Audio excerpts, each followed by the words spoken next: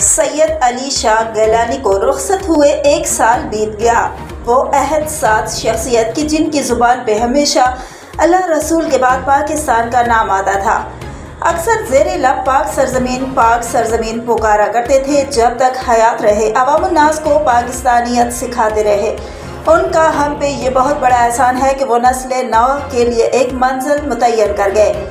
हम पाकिस्तानी हैं, पाकिस्तान हमारा है। सैयद साहब की नज़रबंदी की वफ़ात इंशाअल्लाह शहादत थी। अल्लाह सैयद साहब की शहादत कबूल करे, उनके दर्जात बुलंद करे, उन्हें जन्नतुल फिरदौस में आला मकाम अता करे और हम उनके नक्शे कदम पर चलते हुए पाक सरजमीन के लिए किसी कुर्बानी से दरेग ना करें। आमीन। हर मुहिब्बे वतन को शौक होता है कि वो मरने के बाद पाकिस्तान के परचम में लिपट के दफन किया जाए, मगर सैयद साहब का सब्ज हिलारी परचम में दफन होना हमारे परचम के लिए एजाज़ है कि उसे एक अजीम हस्ती का जस्द खाकी नसीब हुआ। अल्लाह पाक सैयद साहब के दर्जात बुलंद करे। आमीन। रिपोर्ट कर रहे थे जफर हुसैन, तहसील राजनपुर।